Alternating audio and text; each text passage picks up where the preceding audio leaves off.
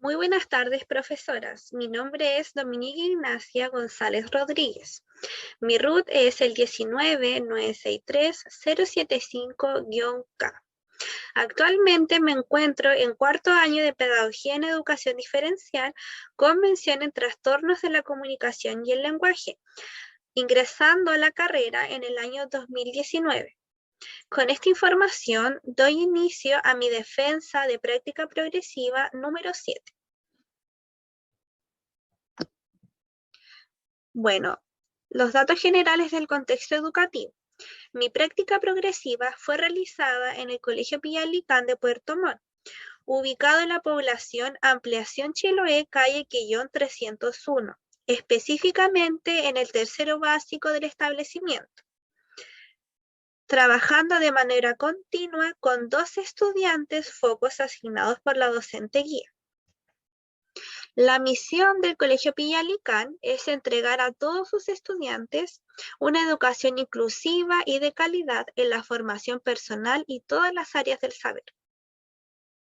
Bueno, en cuanto a las características generales del establecimiento, el Colegio Pillalicán es un establecimiento regular particular subvencionado, el cual tiene prebásica y básica desde primero a octavo año.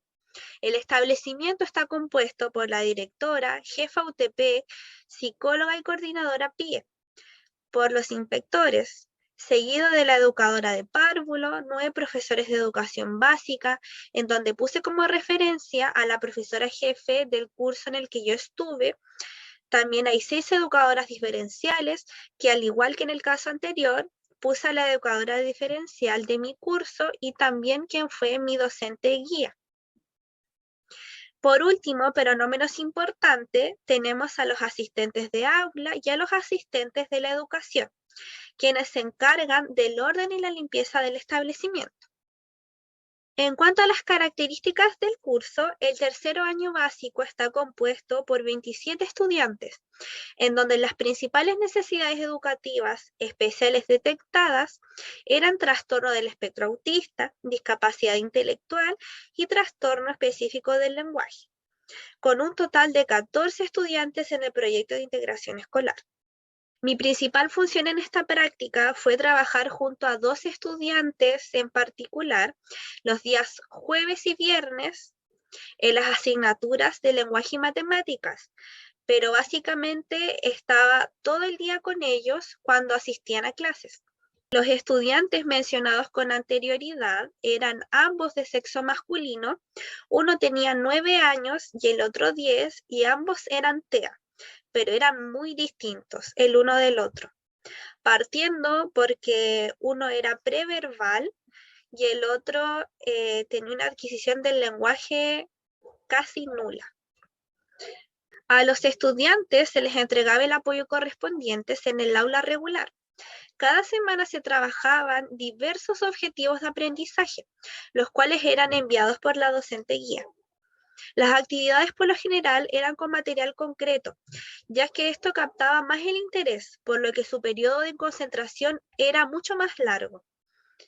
Se trabajó en lenguaje principalmente con las vocales y en matemáticas con los números del 1 al 20, casi siempre acompañado de pictogramas, ya que esto les facilitaba mucho más el aprendizaje. Destacar que el trabajo con los estudiantes no fue tan en profundidad como se hubiese querido, ya que ambos tenían una asistencia muy baja. Bueno, haciendo referencia a las clases ejecutadas, hablaré sobre mi mejor y peor clase de la práctica progresiva número 7. Primero que todo, daré a conocer mi mejor clase, la cual fue la intervención número 6, en la asignatura de matemáticas en el eje números. El objetivo de aprendizaje de esta clase fue leer números del 0 al 100 y representarlos en forma concreta, pictórica y simbólica. El objetivo específico era identificar los números del 1 al 20 representándolos con material concreto. Agregar que esta clase estaba preparada para trabajarla con los 2 estudiantes designados, pero solamente se pudo realizar con uno de ellos, ya que el otro no asistió a clases. Bueno, para contextualizar un poco, yo siempre me siento al lado del estudiante y comienzo diciéndole que vamos a realizar una actividad, lo anticipo a lo que vamos a hacer, para que él tenga conocimiento de que tiene que estar sentado y atento a lo que yo le voy a estar hablando.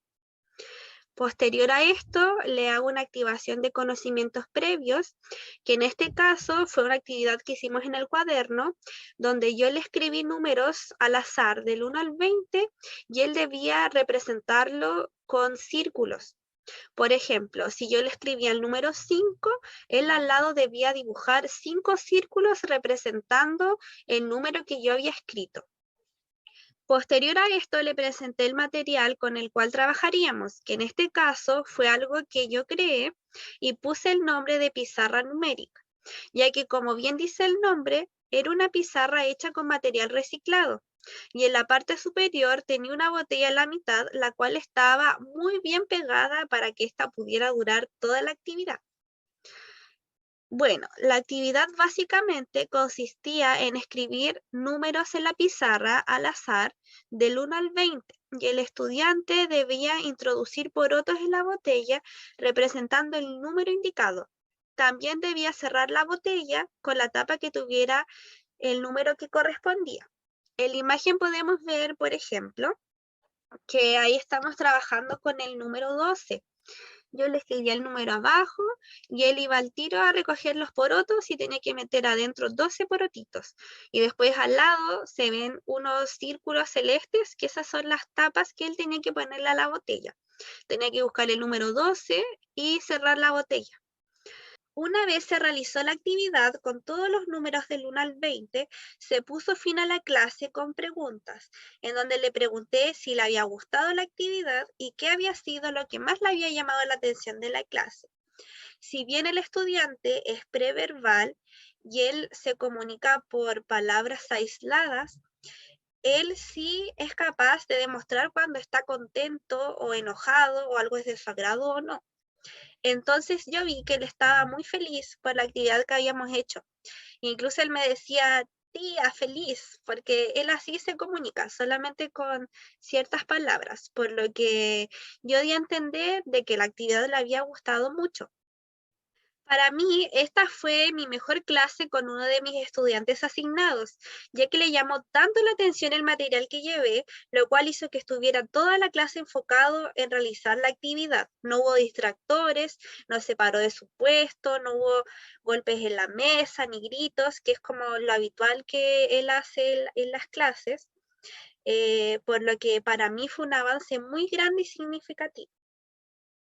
Además, agregar que en el inicio de la clase se trabajó con el principio número 1 del DUA, el 1.3, alternativas para la información visual, en donde antes de comenzar la clase se le anticipa al estudiante lo que se va a trabajar.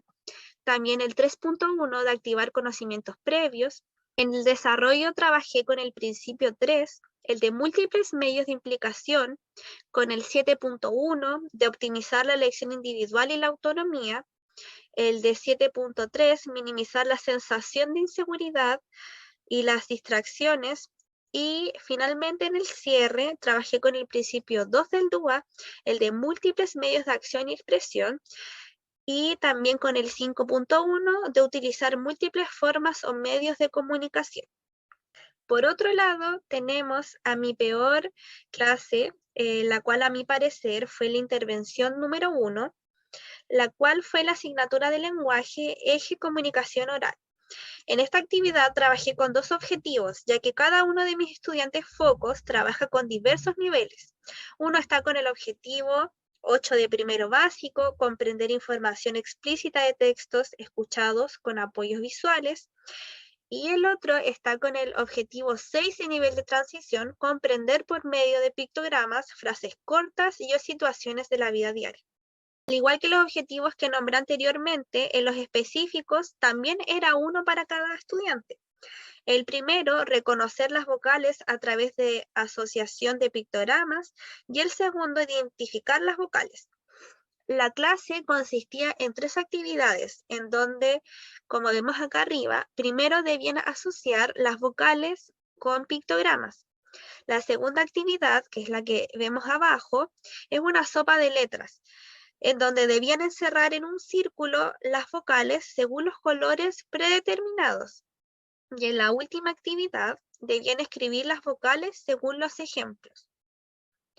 Bueno, la clase en sí no fue mala, sino que sentí que no fue lo suficientemente buena para los estudiantes, ya que fue muy corta. Yo lo asocié a que realicé la actividad sin haber trabajado antes con ninguno de los dos estudiantes, ya que durante las primeras 2 semanas que yo fui a práctica no asistió ninguno de los dos, por lo que hice las actividades solo guiándome con los objetivos asignados que me dio la docente guía. La verdad es que con esta clase aprendí que los estudiantes necesitan material concreto más llamativo para que sus periodos de concentración sean mucho más prolongados. Y es por esto que fui cambiando mis actividades y las empecé a realizar mucho más lúdicas, como lo expuse en la diapositiva anterior de mi mejor clase. Bueno, y para finalizar esta defensa, daré a conocer la reflexión de la práctica progresiva número 7, en donde principalmente hablaré sobre los aprendizajes y desafíos. Primero que todo, y refiriéndome a los aprendizajes adquiridos en esta práctica, fueron principalmente el poder desenvolverme completamente con los estudiantes. El volver a la presencialidad fue un factor fundamental para mí, ya que en las prácticas anteriores tuve que realizarlas de manera online y se me dificultó mucho, ya que tenía que compatibilizarlo con estar con mi hijo mientras tenía que dar clases y era un caos. Em, por lo que en esta práctica pude trabajar de una manera mucho más eficaz con los estudiantes y dar 100% todo lo que yo podía entregarles a los estudiantes, lo cual me generó mucha motivación y esto se vio reflejado en el aula, ya que pude ganarme el cariño de todos los estudiantes y también la aprobación de las docentes que estaban en el aula. Por otra parte, están los desafíos. Bueno, si bien hablé más a fondo sobre los estudiantes que me asignaron, el curso en general era un desafío muy grande, partiendo con que eran 14 estudiantes en el proyecto de integración escolar y todos necesitaban mucho apoyo. Y muchas veces no se podía entregar este apoyo a todos, ya que cuando iban mis 2 alumnos foco, yo debía estar solo con ellos y muchas veces debía dejar de lado al resto. Para mí este fue uno de los mayores desafíos, ya que yo me frustraba mucho al no poder llegar a todos los estudiantes. Por último, agregar que otro desafío que tuve fue, como mencioné anteriormente, la baja asistencia de mis estudiantes, lo cual fue muy perjudicial, sobre todo para ellos. Y lo más lamentable es que, sobre todo yo como estudiante en práctica, no puedo hacer mucho frente a estas situaciones, ya que los responsables de esto son los padres o tutores de los estudiantes. Bueno, y con esta pequeña reflexión doy finalización a mi defensa de la práctica progresiva número 7. Muchas gracias por su atención.